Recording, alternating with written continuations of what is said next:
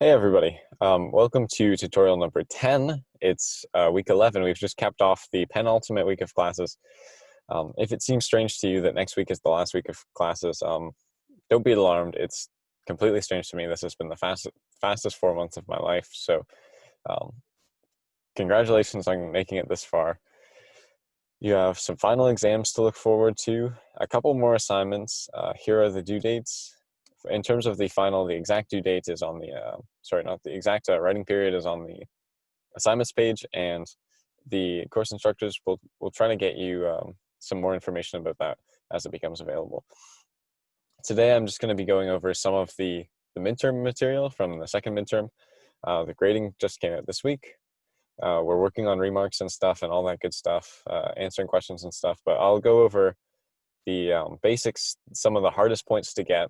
The majority of this video is actually dedicated to Q1 Big O.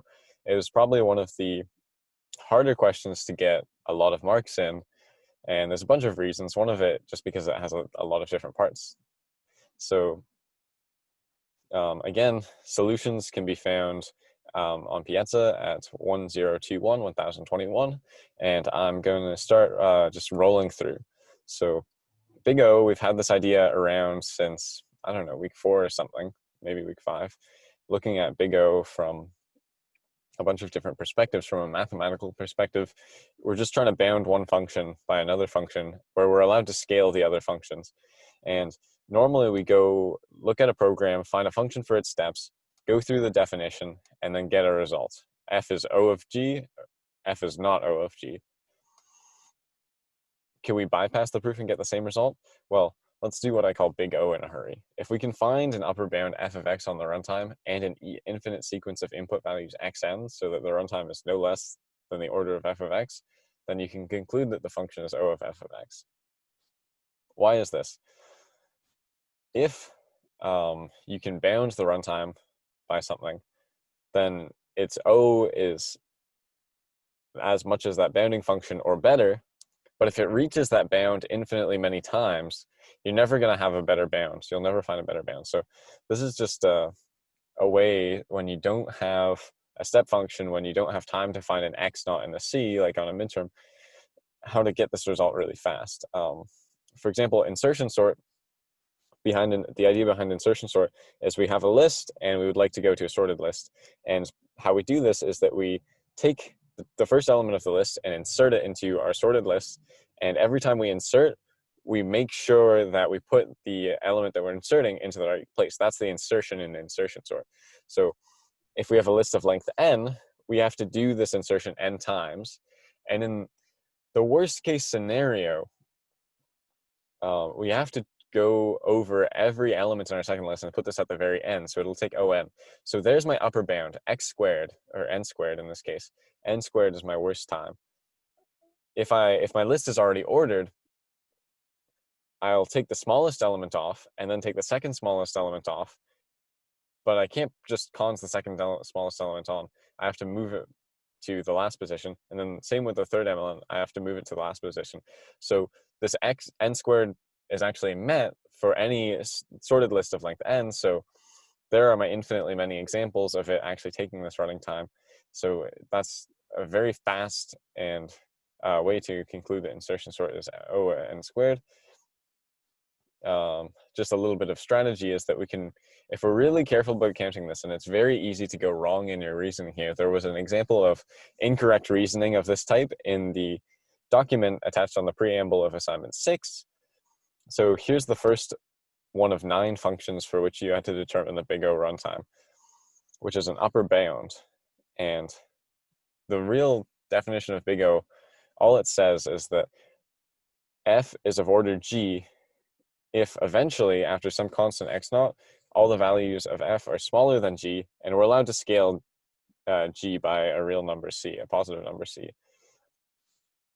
For this function, you see that it will recursively call itself about x times, and it only does a comparison, or a substitution, a comparison, another substitution of this if statement to one of these two cases. This one runs in constant time. This one does a subtraction out here, a subtraction in here, and then a function substitution. It takes a constant amount of constant calls. It recursively calls itself n times its order n. Most people were pretty happy with this one. This one, very similar. Same idea, except this append I've highlighted. Append takes runtime proportional to the length of the first list that you're appending. These lists have one element for every x, so the lists are at most length x, so this one is O of x squared, and then this one, for the exact same reason, is O of x, because the lists are only length 1. I'm rolling here through here, excuse the car pun, just for the sake of time, because you'll see that this is rather a longer video for a topic that is super important, but hopefully if your midterm score was about 50% of this tutorial should be review. And you can get stuff from review, and you can definitely get stuff from reviewing different solutions to the same problem, but I don't want to bore anyone more than I already am. Now for G, G, and GGG, I've left out GGG because we'll cover it separately later. It was the hardest point to get in this problem, was full points on GGG. Each of the G functions recursively calls itself log of x times. This is because the input is being halved each time. For the first one, again, it's exactly the same as just the single f, where we're just consing on. Well, not consing on, subtracting on here, consing on here, taking constant amount of time, or to FFF, where you're just appending the list of length 1, except the number of recursive calls is only log x. GG, you'll notice, is exactly the same as FF, except the length of the lists only get as big as log x, and the number of recursive calls is only log x. Log x times log x. I'm using append log x times on lists of at most length log x, log x squared. For H, HH, and HHH, it's a little bit more complicated. The biggest part of the problem here was to determine what a big O bound, a smallest possible big O bound on the runtime of O of H of F. So I've said here that it runs in O of H times F or better. The better happens actually in the case of HHH, where you only have to go through a constant amount of the height each time. H, I mean the height of the tree. F is the time for each comparison.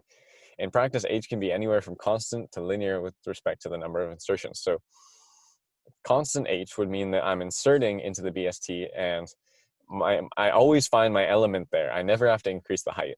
Maximum is when I insert into my BST in the worst possible order, in either monotonically increasing or monotonically decreasing.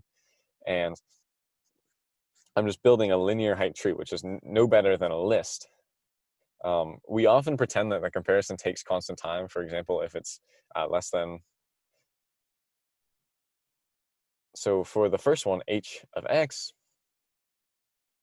if, just kind of parsing this program a little bit, if X is 0, we move to empty.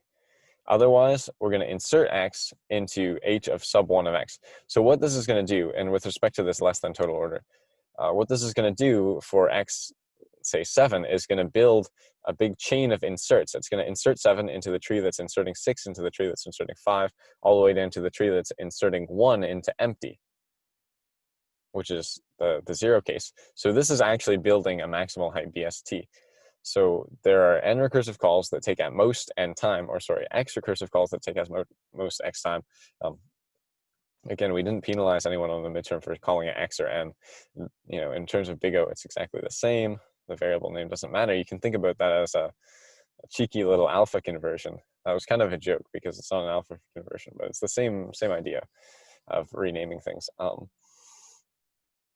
OX squared time, we just talked about that. This one is exactly the same as the previous one, except with a different comparison. And this comparison is F, which from the very first problem that I think almost everyone, if not everyone on the midterm got correct, was linear time. So this is taking linear time, but at each step of the way. So since we have n insertions that each take n time, again, x insertions that each take x time, each of these x, they each take x comparisons, and each of those x comparisons take time with respect to x. It's time of x cubed, O of x cubed. again, you could think about all these by the worst possible running case, kind of like the big O in a hurry idea, but this one is a little bit easier just to think about very carefully about what the runtime of ins is. Again, this last one, HHH, was kind of difficult. I've highlighted this in green because you notice, I want to draw your attention to the fact that the only thing that's ever inserted is empty. Very similar to H and HH. Most people figured out that you were, in their explanation if they had one, you were looping through X times, you were recursively calling HHH X times, except your comparison here is you're always getting the length of empty, it's only O1, and you're always inserting empty, so you always end at the first comparison of insertion because you found empty. O1 time inserts, running n times, x times, it's only O of x. Finally, GGG. This is the most difficult one. I'm going to try to explain it, but you might just have to go away and think about it yourself a bit. Here's the definition of GGG. Define GGG of x, and the first thing we do is we check if x is 0. If it's 0, we just get back empty. Otherwise, we call GGG on the quotient of x over 2, and appends that to the build list of x with this lambda x of x, which is just the identity function that runs in O1. So the build list call, build list x of lambda x of x, takes OX time. It's proportional to x. Here's the intuitive approach, and then after reading this out, I'll break it down a little bit more and maybe even do a quick demo in Racket.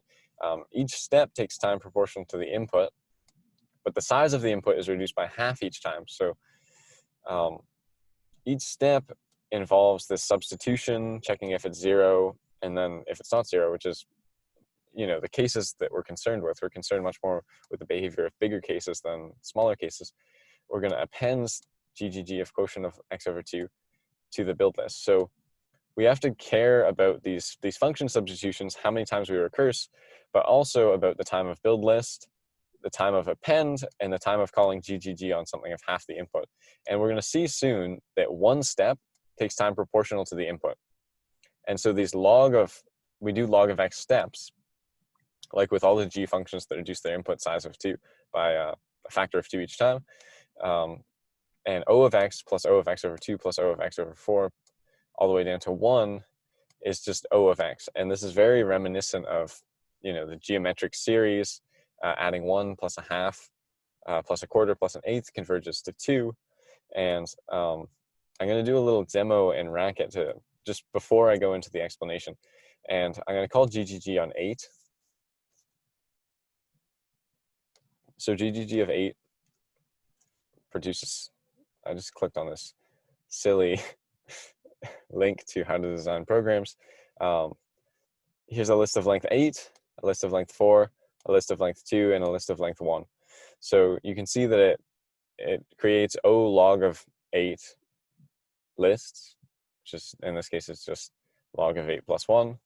And their lengths are proportional to the inputs. So when I'm doing my outermost GGG call, I have to build this list, which takes O of x time, O of 8 time. And then I have to append this, and you'll notice that this list is only 7 elements.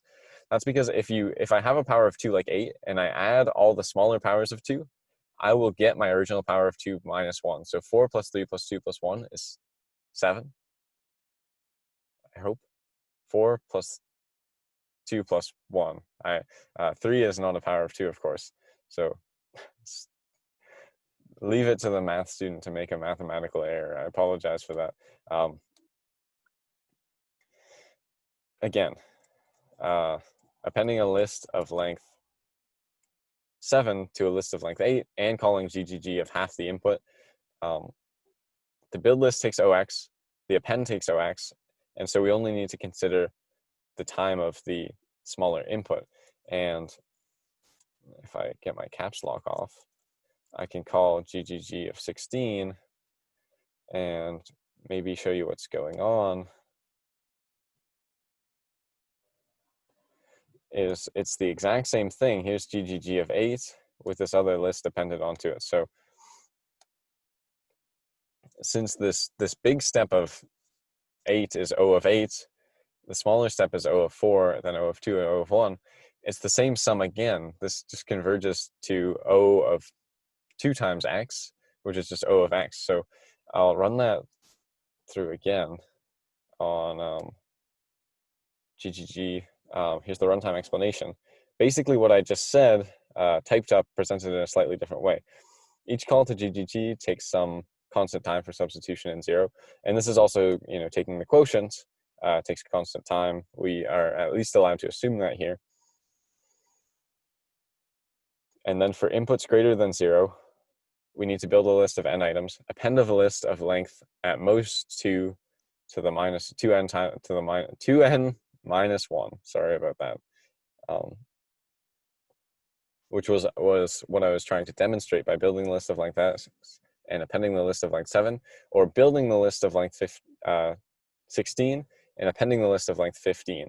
So if you don't consider the running time for the smaller steps, it runs in time proportional to O of n. And then when you do include the recursive calls, this is all the steps in GGG of x plus the steps of GGG of x over 2, all the way down to this base case here, where it just takes constant time. And then I've also tacked on an O log n, because with all GGG functions, they call themselves recursively O of log of x times, which will produce function substitutions, comparisons. By comparison, I mean 0, substituting for ifs, just a constant amount of constant operations, log of x times. And from that, we conclude that GGG is O of x. Moving on here to BST, now we're all done with the big O runtimes. This guy right here, this BST, 15, 10, 20, is actually not a BST, because of course 20 is to the left of 15. Breaking the invariant was the most common test case that failed people's programs on the midterm. And the reason was because they were just checking if the left subtree was smaller, the right subtree was greater, and then calling recursively on the other two subtrees. What you actually need to do is method 1, if you want to do that, is BST range, that checks that, but also makes sure that the keys are bounded above and below by certain numbers.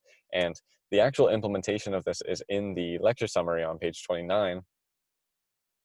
It's identical to the definition that Professor Cormack gave in lecture. Again, you weren't allowed resources, so hopefully you didn't plagiarize this on the midterm. And most people who did not change it correctly to accommodate the arbitrary total order and the identities associated with that. The second method was simpler. If you see this question on an exam, you might freak out and you say, how do I make it into a BST? Well, why don't I just jam A5 and A7 together? I'm going to take my BST, convert it to a list, and then just linearly scan and make sure that it's in order. So absolutely valid solution. I think it was A5C and A7E, where A7E you would check if this list is sorted, and A5C you would convert a BST into a list in the correct order, so an increasing list, supposedly if it was a BST. Finally, modes fast and modes. I've put in the top 3 most common strategies. Only one of them I would say is really good for modes fast. And then, so that strategy is to sort the list, and then count the number of occurrences in one pass through the list. So what you do is you'd sort the list, and then have a bunch of accumulators if you want, one to hold all the numbers so far that are of the highest mode, that have the highest number of occurrences. So I would sort, and I would look through at my first few numbers, and if they're all the same, I would have another accumulator that represents the maximum, and keep increasing that every time I see a string of numbers that's longer, because since they're sorted, I know that all of the occurrences are found together. So I just need to count and then switch when I get to a new number, and then switch when I get to a new number, and just put those in a list and print them out sorted. Sorry, not print them out, return them sorted. You don't want to print or display anything. The next strategy is to get a list of the unique numbers in the list, delete one occurrence of each from the list, and then keep doing this until you're empty, and then go back one step and get the last list before the empty list, so the last non-empty list, and it will have all of the numbers that have the most occurrences. Again, this first strategy runs in x log x time every time, because you and when you're doing this, you want to use the built-in sort. Some people try to write their own sorting algorithms. Insertion sort is too slow.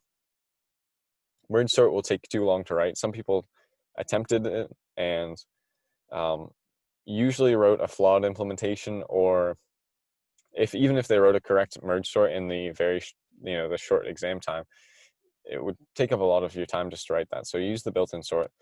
This strategy is not O of x log x. And then here's another strategy that was really common, is to make a BST that is decorated with pairs, very reminiscent of A9, when you're putting pairs of things into an ordered set. There was one where you had to count the number of occurrences, and that we would put it into the ordered set, a number tagged with its occurrences, and people did that. They made a BST and got the number tagged with its occurrences. And this is an awesome strategy for modes, but unfortunately is not fast enough for modes fast. As we discussed earlier in the runtime part, these insertions may be too slow. They may run in x squared time. And even if you shuffled them beforehand, for large inputs, it will almost certainly run in x log x time. However, there's a non-zero possibility that it doesn't, so your program actually doesn't meet the formal definition of big O if you tried this for modes fast. Finally, I've practiced problems. There's a link here on the slides to practice exams. I'll try to put this link in the description on YouTube as well. And I'm cautioning you because these are not from this course. They're from the course that Professor Cormack pulled the stream videos. And it's 2 quizzes, and they're very long quizzes. I would say maybe they would take, if you want to time yourself, maybe 3 hours. You might roll through it really quickly, and it might take you a lot longer, just depending on how much background information you already have. And they're not from this course. They cover a scheme, and they call things by different names, but this is really almost more valuable than practicing things that are from this course, because it's the same concepts, but in a new context. And this is what will actually happen on the exam. The midterms and exams test things that you haven't seen before, but are building on the same concepts. And that's what quizzes from a different class on the same topics will give you. You get to practice in a time setting. Again, you'll be reading code that you've never seen, which will be a skill that you need for exams that we don't really force you to get because you have all the time in the world for the assignments. The different wording will make you very uncomfortable. And that's a good thing, because the exam, if it covers anything that you're not super comfortable with, you'll be able to adapt it on the fly. Practicing this is really about practicing adapting while writing your racket code. You can't practice just big O and very specific things for the exam. You have to do a very general practice. And looking at things from other courses will kind of break you into that higher level of generality. Again, this is something that will chew up a lot of your time. So maybe you want to look at this at the start of the exam period, and not while you're finishing up your last week or so of classes.